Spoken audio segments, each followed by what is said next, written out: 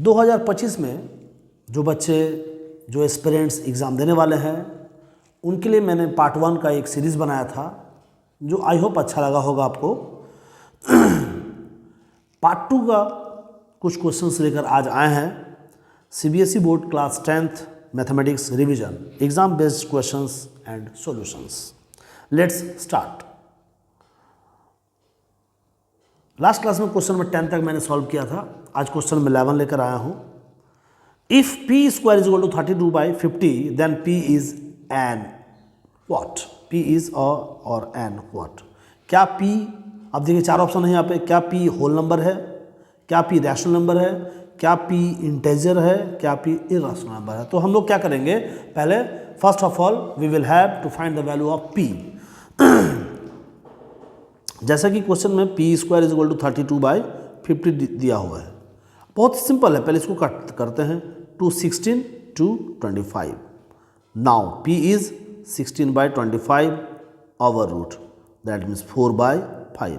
अब आपको डिसाइड करना है कि क्या p is equal to 4/5 rational है, होल नंबर है, इंटीजर है, इरेशनल है। जैसा कि सबको पता है this is rational number 4/5 because this is in the form of p/q. Next, question number 12. The circumferences of two circles are in the ratio 4:5. What is the ratio of their radii? देखिए ये question mensuration से related है, जो बहुत ही छोटा question है mensuration का, जो आपके एनसीईआरटी बुक में इस क्वेश्चन नहीं है ना, एमसीक्यू क्वेश्चन है। देखते हैं क्या कहते हैं। दो सर्कल है, this is a circle and this is another circle.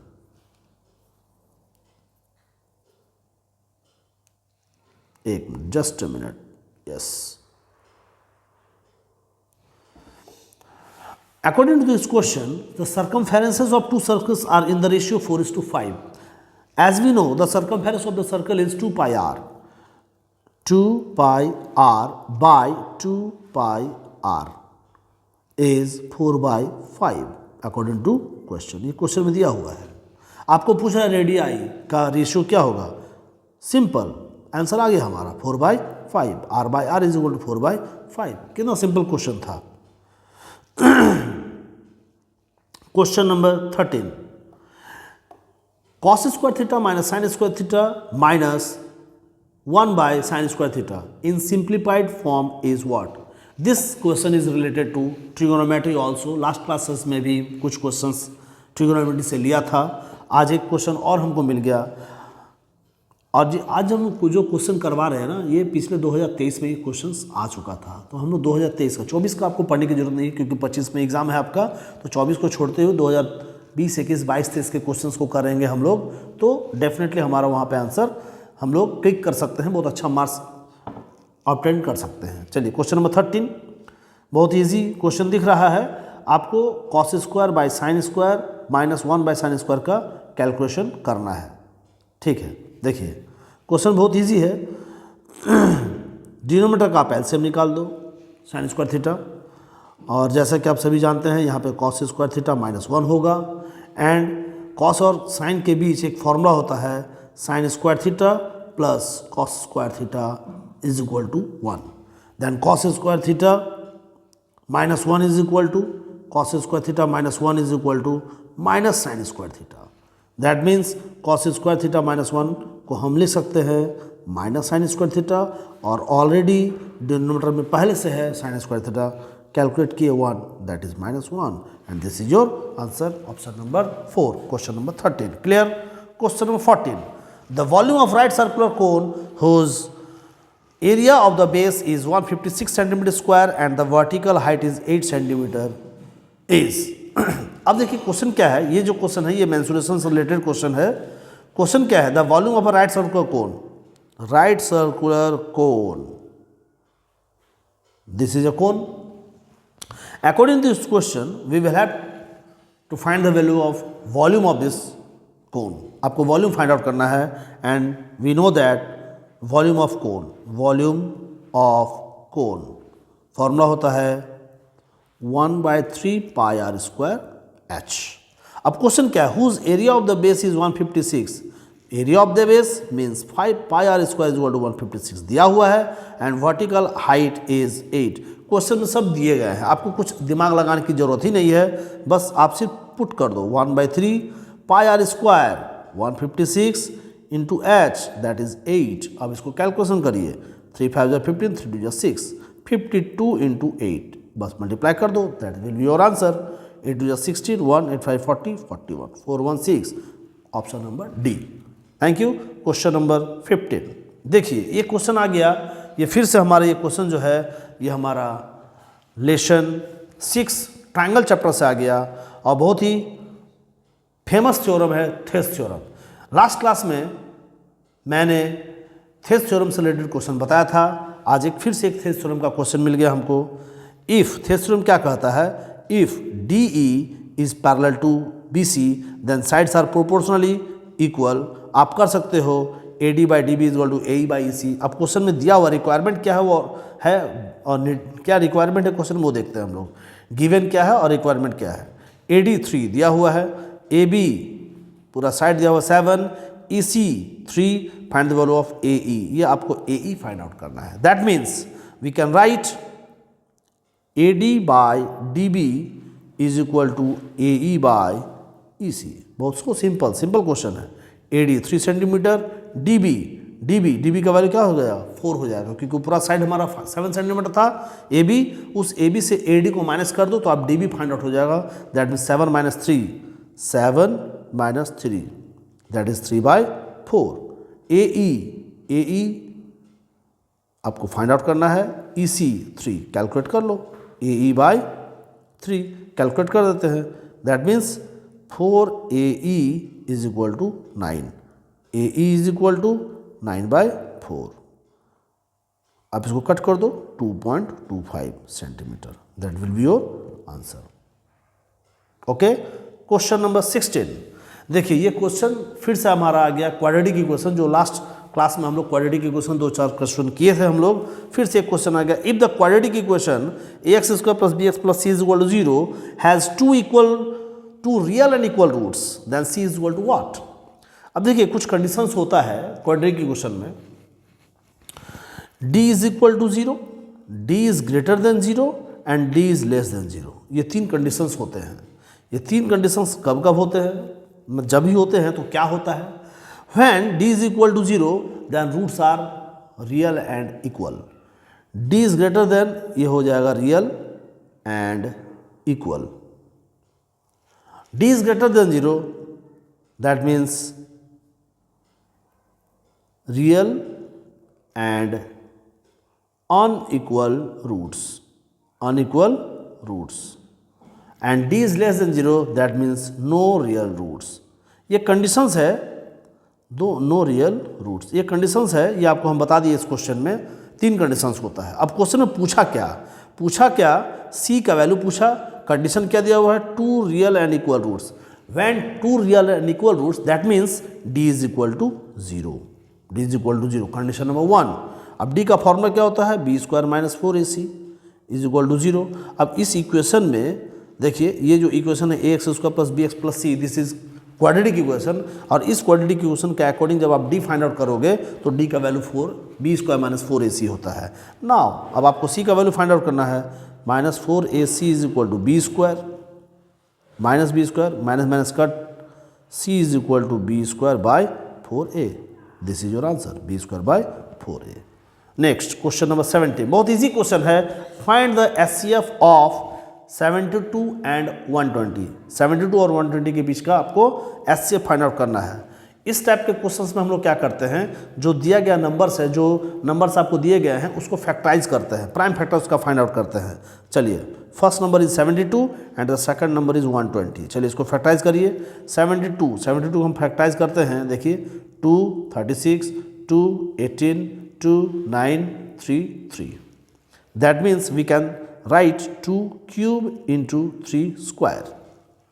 Now 120, अब 120 को करिए, 2 60 2 30 2 15 3 5। That means 2 cube into 3 into 5.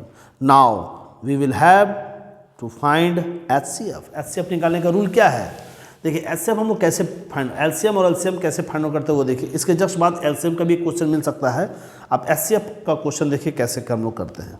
सबसे पहले दोनों नंबर्स का आप लोग प्राइम फैक्टराइज फाइंड आउट कर लेंगे, प्राइम फैक्टराइजेशन कर देंगे। इसके बाद देखना है कि दोनों प्राइम फैक्टराइजेशन में कॉमन क्या है। तो हम देख रहे हैं कॉमन हो गया हमारा 2 क्यूब, और 3 भी दोनों में कॉमन है, 3 भी दोनों में कॉमन है, 5 कॉमन नहीं है, दोनों में कॉमन नहीं है। एचसीएफ का मतलब होता है जो कॉमन है उसका छोटा, है ना, with minimum power, common with minimum power. अब यहाँ पे देखिए कॉमन हमको 2 क्यूब दिख रहा है तो 2 क्यूब लिख देंगे।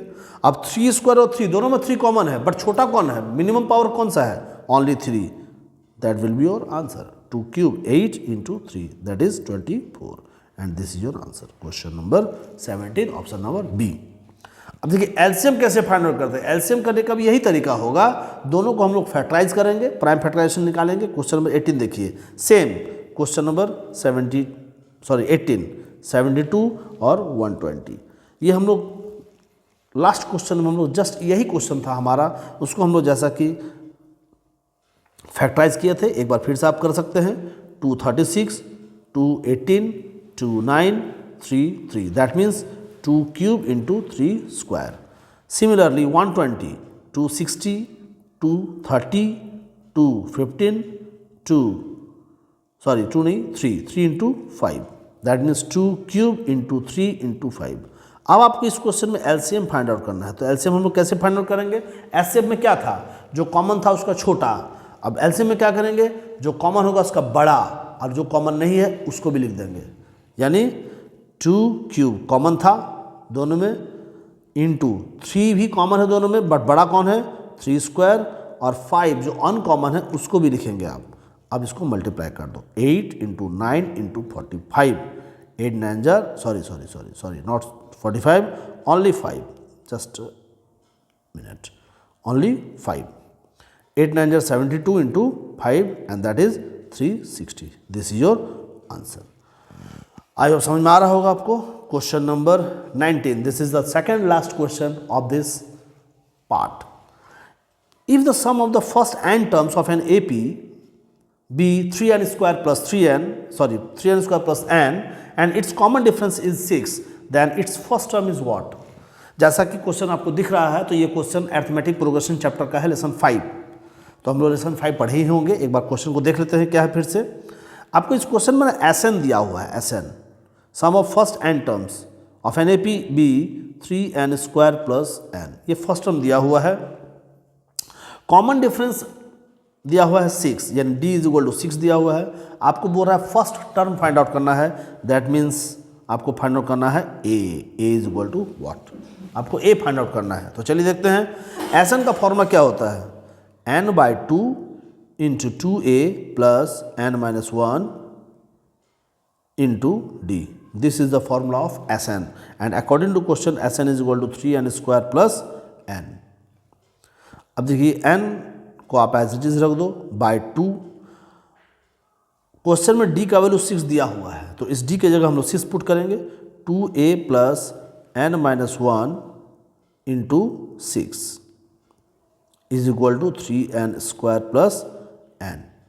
Any doubt? अब देखिए हम लोग ये अंदर से जो ब्रैकेट के अंदर है ये दोनों 2 टर्म है, एक 2a and the second is n-1 into 6। ये दोनों में 2 कॉमन फाइंड आउट हो जाएगा, 2 हम लोग कॉमन निकालते हैं, 2 हम लोग कॉमन फाइंड आउट करेंगे। 2 a प्लस n-1 इंटू 3, ये ब्रैकेट के अंदर रह गया, n/2 ये इंटू के फॉर्म में है, and 3n square plus n, 2 cancel. आप यहाँ 3n स्क्वायर प्लस n जो है यहाँ से भी आप n कॉमन निकाल सकते हो, 3n प्लस 1, बिकॉज ये n और ये कैंसिल हो जाएगा। अब क्या बच गया, a plus n-1 into 3 is equal to 3n plus 1। Now calculation करते हैं, a plus 3n-3 is equal to 3n plus 1, 3n cancel, a is equal to 1 plus 3 and a is equal to 4। This is your answer. Question number 19 option number D। ठीक है। Next and the last question of this topic of this part 2, given that sine theta is equal to a by बी, find cos theta is equal to what. अब देखिए बहुत easy question है। Sine theta is equal to a by बी दिया हुआ है, denominator के फ्रैक्शन के मोड पर है, that mean sine theta is equal to p by h। We will have to find the value of cos theta and cos theta is b by h। तो b by h में तो h का value हमको पता है b का value हमको नहीं पता। यहाँ p का वैल्यू पता है a और h का वैल्यू p, बट b का वैल्यू हमको नहीं पता। Now by Pythagoras theorem b is equal to h square minus p square over root h square. h means b and p means a square. ये हमारा b calculation हो गया। Now cos theta is equal to b by h। b is b square minus a square over root by h। h is b. Yes, this is your answer and the option is b square minus a square over root by b. Thank you. अब आपको समझ में आ गया होगा मेरे ख्याल से।